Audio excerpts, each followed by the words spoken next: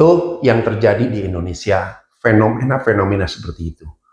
Kita perlu mulai belajar menyelesaikan, menuntaskan, melihat apa sih yang harus kita lakukan sebenarnya.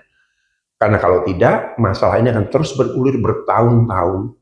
Dan sekarang perusahaan sudah semakin ketat.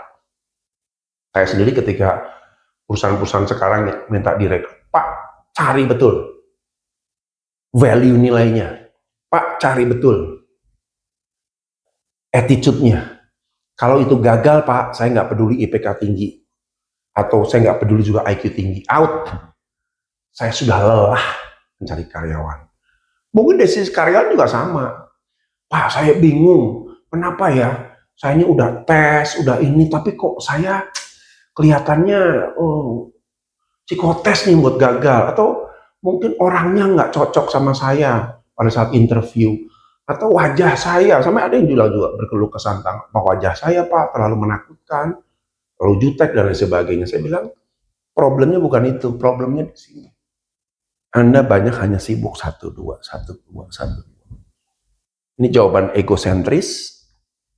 Walaupun ini sifatnya personal, betul orang butuh, tapi ilmu juga sama, merasa bahwa saya butuh ilmu. No, Anda cari sendiri dong. Ya, pengembangan diri juga sama.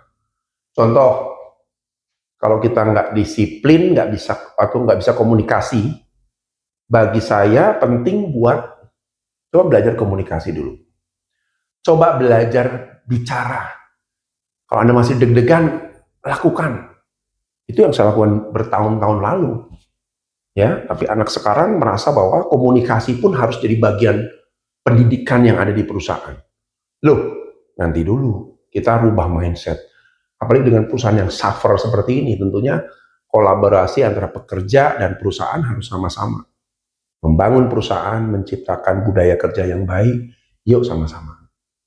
Ya, belum lagi zaman sekarang juga kita seringkali, belum lagi banyaknya value-value yang entah didapat dari mana ya.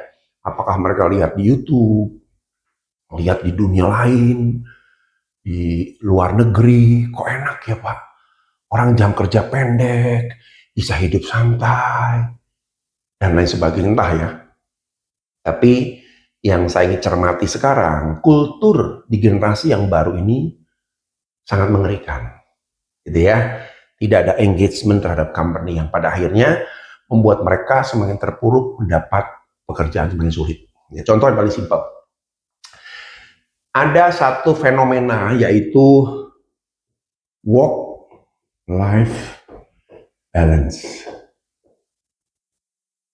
Ya, digadang-gadang ini mereka begitu bangga. Pak, kita kerja sekarang harus work-life balance. Wah, luar biasa. Gitu kan ya. Kita harus memahami work-life balance itu apa sih? Ya kan? Mungkin ada pribadi lah ya. Pribadi atau keluarga. Kan itu. Ya, ini life. Masuk sini. Work itu bicara soal kerja. Ya. Saya memahami tidak ada orang yang suka kerja. Ada. Orang pengennya nganggur dapat uang. Tapi kan hal yang nggak mungkin ya. Artinya kita butuh kerja untuk bisa memenuhi kebutuhan. Lalu berapa balancing antara keduanya? Ya, banyak orang 50-50, paling banyak nih ya, 50-50. Ada yang bilang ya ini 40, 60. Ada yang bilang ya ini 30 aja, ini 70 dan lain sebagainya dengan semua argumen yang mereka sampaikan, ya. Saya sering bilang kalau kita mau life balance, ya mau balance, sebenarnya simple. Yang kita harus lakukan adalah kita ngerti dulu. Kerja itu harus bagaimana? Kan kita kerja itu kan harus all out.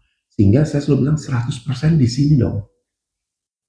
Pak, kalau saya di sini, mohon maaf, saya punya pribadi, punya keluarga, punya bla bla bla. Di sini pun sama 100%. Loh bagaimana caranya Pak 200%? Bisa. Kalau Anda bisa membalaskan 100 dengan 100, artinya apa? Ketika bekerja Anda all out untuk pekerjaan. Pikirkan, nggak usah hitung-hitungan, fokus menghasilkan, menciptakan, puaskan customer, ya. Diskusi dengan atasan, atasan dia pasti happy. Ketika Anda lepas di dunia kerja, yuk Anda fokus kepada personal.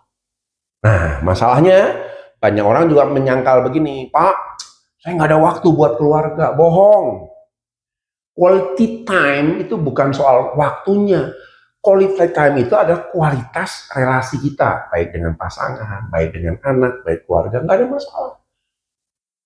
Ya, banyak orang-orang yang diskusi sama saya, mereka punya life balance yang bagus, 100-100. Satu minggu atau libur yang dipersyaratkan libur, mereka benar-benar all out dengan keluarga, fokus. Terusnya kadang-kadang juga kalau hal-hal misalnya contoh di telepon, Pak mohon maaf saya lagi vacation sama anak. Oh enggak, ingat aja ya hari Senin nanti kita ada begini-begini. Oke, happy weekend. Nggak ada masalah. Kita juga nggak mengganggu orang. Kecuali ada hal-hal yang spesifik ya. Contoh kayak misalnya ada kebutuhan klien yang mendesak dan sebagainya. Tapi itu kan juga tidak setiap saat. Ya, 100-100. Jangan sampai Anda beralasan pulang kerja lalu main handphone. Anak kemana, istri kemana. Pulang kerja nonton Netflix, main game. Lalu Anda beralasan kurang waktu, Pak. Bukan kurang waktu, karena Anda nggak involve, nggak mindfulness dengan kondisi yang ada. Kerja, fokuskan kerja, dunia pribadi, fokuskan pribadi. Saya yakin bisa. Banyak orang bisa lakukan itu. Nah ini satu kondisi yang sering kali muncul gitu ya. Lalu yang kedua, work-life balance ini juga mesti kita waspadai karena bisa menjebak generasi muda dengan pemikiran mindset yang salah. Ya, mungkin kita masih ingat ya, masih muda, kerja keras. Sudah setengah jalan, sudah usia ya sekitar 35 lah ya, sampai 45, ini adalah tempat kita berkarir. Ini umur 20 sampai 35, ini bicara tentang hard work and smart work. Ya, hard worknya ada. Saya nggak setuju bahwa Pak kita kerja tuh nggak boleh hard work, harus smart work. Ya teorinya gampang. Ya, hard work itu harus apa? Anda kerja harus on time, butuh waktu panjang, harus berpikir, harus bikin, pasti kerja keras. Tapi kerja keras diimbangi juga dengan smart, pikir. Ya, ada AI, tanya AI. Jangan asal ngambil keputusan supaya kerja nggak ngulang. Ya, kadang-kadang karena kita nggak kerja keras, kita nggak teliti, akhirnya kita mengulang pekerjaan. Lalu kalau mengulang pekerjaan, jam kerjaan harus panjang. Kerjaan senumpuk di belakang, lalu Anda salahkan siapa? Orang lain, atasan, perusahaan, atau diri Anda sendiri. Yuk kita mengaca, melihat bahwa oh iya ya saya harus perbaiki diri nih dari sisi hard work dan smart work. Setelah ini baru bicara karir ya. Kalau Anda misalnya bekerja di perusahaan-perusahaan ini mulai meniti karir, artinya bahwa saya harus naik tingkat apa ya? Untuk jadi supervisor, untuk jadi manajer, dan lain sebagainya. Ini perjuangan tersendiri untuk karir. Ya, karena karir itu banyak orang berpikir perusahaan sudah mempersiapkan karir. Teorinya betul, prakteknya tidak semudah itu. Pertama karena apa? Karena kan kita bentuk piramid. Semakin ke atas semakin kecil posisi. Sehingga bisa jadi satu posisi diperebutkan semakin ke bawah. Semakin banyak orang memperebutkan. Dan perusahaan milihnya setengah mati. Assessment lah, lihat rekodnya, checklist dan lain sebagainya. Ya artinya ini tidak bisa dipungkiri ada proses seleksi. Ya, makanya di sini harus berjuang. Kalau Anda punya ilmu, Anda tahu cara komunikasi, bla bla bla bla bla bla, tentunya bisa tercapai. Lalu 50 lah ya, kurang lebih 50. Lalu dari 50 sudah mendekati masa pensiun 55. Di sini masa Anda sudah mulai mempersiapkan diri, memasuki masa pensiun. Ya entah bisnis, entah apapun juga boleh, nggak masalah karena biasanya perusahaan juga lebih luas ya, khususnya kalau perusahaan-perusahaan sudah mempersiapkan pelatihan-pelatihan purna tugas ya supaya karyawannya bisa mempersiapkan diri 5 tahun ke depan. Nah di sini kalau Anda sudah persiapkan betul-betul dengan kemampuan karir Anda yang maksimal, tentu di sini Anda sudah menikmati yang namanya work-life balance. Ini yang benar. Masa tua work life balance. Bukan Anda work life balance di sini karena saking balance-nya, lalu Anda nggak mau kerja keras, lalu Anda nggak mau kerja pintar, pengennya dapat rasa nyaman, pengennya happy, pengennya nggak ada beban dan sebagainya, lalu di sini Anda bukan naik, semakin turun. Kenapa? Karena nilai kita ternyata tidak ada apa-apanya. Tidak ada perusahaan yang melirik, atasan pun nggak ngelirik, teman-teman kita yang kita minta, bro, minta bantu dong, ada nggak job, dan lain sebagainya juga. Lu kerja aja begini. Nilai harus dinaikin nilainya, bukan diturun. Kalau Anda turun, ya jangan kaget.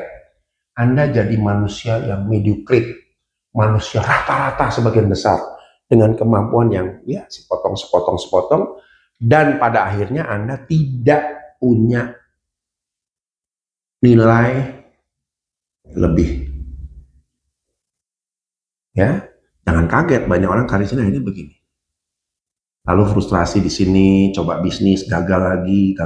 Wah, apalagi kalau Anda mempersiapkan diri di masa ini hanya untuk jumping sana, jumping sini, coba sana, coba bisnis ini, gagal bisnisnya. Resikonya tinggi. Gitu ya. Nanti untuk urusan bisnis di sesi lain saya akan jelaskan. Nah, inilah kurang lebih yang perlu kita selesaikan dulu, terutama di generasi Z ya. Saya juga sering concern, saya punya anak juga generasi Z. Saya didik, saya latih, saya ngertiin mereka tentang dunia kerja. Karena bagaimanapun juga ini jadi beban kita sebagai generasi yang sebelumnya, untuk tahu begini loh cara kita kerja. Kalau Anda di masa muda tidak kerja keras, masa tua Anda pontang-panting nggak karuan. Tapi ketika kita kerja keras di masa muda, kerja smart di masa pertengah baya, kita punya karir bagus, coba lihat, banyak perusahaan, banyak orang yang pada akhirnya bisa mencapai sasaran-sasaran pengembangan. Saya bantu purna tugas cukup banyak di satu BUMN.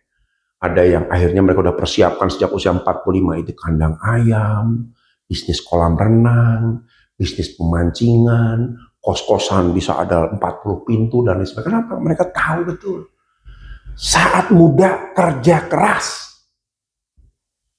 bukan mencari work-life balance. Kenyamanan itu nanti, saat udah tua Anda nyaman. Nah, itu gambaran tentang dunia kerja saat ini yang perlu kita perbaiki bersama. Sukses!